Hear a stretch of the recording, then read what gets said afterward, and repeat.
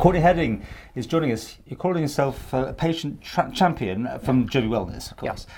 We'll come to that in a second. But this one, because we do updates, we've always promised updates on how you're doing, and you are a man that's on a mission, I've always said that. But we're talking particularly about a brochure this time. Yeah. And you're going to make the other man well. Well, I'm going to try to. You're going to try? My little bit. And it came back to something that was sent to me by someone in England relating to diet, and it was a traffic light system. So that traffic light is saying if you go on this side of the diet and eat these foods, this is the UK Eat Well Guide, US My Plate, Harvard Health, and this is where I think health will reside in the future, where agriculture meets medicine. Food is medicine. So traffic light, obviously red, not good. Not good. Amber, and then green's good. And some green. You can have this occasionally, you can enjoy this and have your carbs, but generally look at bodies that sustained humans. So what are we doing? And what are we doing wrong? Well, I think if you look at the 307 million people in an experiment in America, it's too many carbs. And there's even a carb addiction clinic in South Africa just opened up.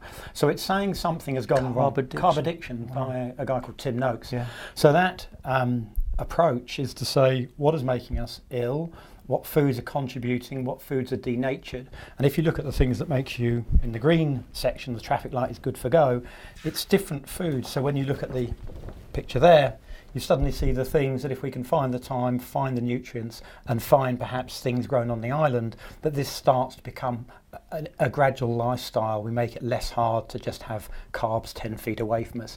And as we adopt that, you will see people move more, be healthier, live longer, probably need less meds, and the American experiment hasn't gone well. And if we follow what the UK is doing, I think they have more obesity there than any country in Europe. So something needs to change with an upwards ever-increasing budget. Something's gone wrong, the disconnect, and food is very much going back to its place as medicine. How do you get this message across?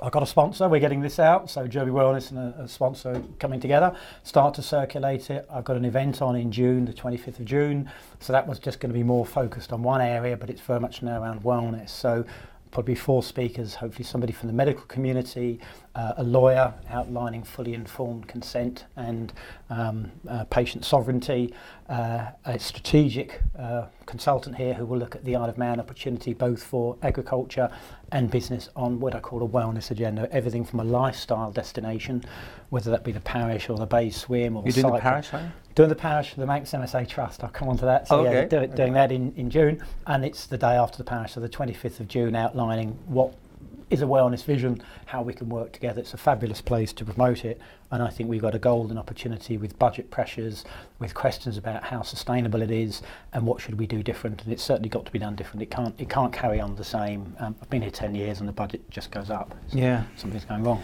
But getting this message across, handing out a pamphlet, I mean, it's a lifestyle change for everyone, right? It is all what of us. we're all doing. You can have certain lifestyles, it's just if you keep doing a bad lifestyle all the time, it kind of catches up with you. You can't outrun a poor diet, as they say. And America shows that. So eventually we're going to have to say, what do we have in public buildings? What do we have as nutritional advice? And we've seen denatured foods is what they call it. These foods don't have the nutrition that we have. We're overfed but undernourished. And if you start to understand how the body works and physiology, and that becomes part of your core teaching curriculum, then you have to change those behaviours over time. You have to look at things like sugar taxes as a major political element, but eventually say, how much more will the budget go up before we say, are we doing something wrong? Is there something over 20 years we could start to move towards? Okay, well, I'd say you are doing a bit of running to make your point as well on this. Bit of that, yeah. Tell us that. It's quite good. So in terms of getting well, going to do the parish walk again, and I'm doing it for the Manx MSA Trust. We had the blood results out in November, so it's the first time to differentiate 3 diseases. It was paid for by the Manx MSA Trust. Very grateful to those trustees and their supporters to identify MSA, Alzheimer's and Parkinson's in a whole blood test, and that was done. So the next stage, they're now looking at what they want to do, how we take it from potentially a diagnostic into a therapeutic. That discussion is underway, and I hope there will be a next stage, but we need to make sure there's very clear outlines, don't overpromise. But first stage is done, and I would love it to be something that the Isle of Man's known for. Man's charity.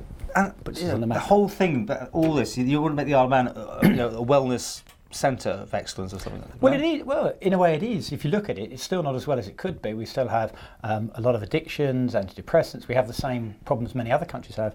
But in terms of our natural infrastructure, we've got I think 55 acres of organic that I know of, another 100 acres coming online. So we're looking at what pesticides do, how you grow foods, how you trace it from field to fork, and that whole process. So we've got some advantages others don't have. We've got clean waters, we've got UNESCO biosphere. So if we can't make this an adventure centre, a cycling, bay swimming, walking, bird watching, I mean, you know, we're not London. I've just been at a meeting, I think where you were, and the next door field there's sheep outside. You know, friends in London couldn't dream to live like that. They couldn't dream to get that balance.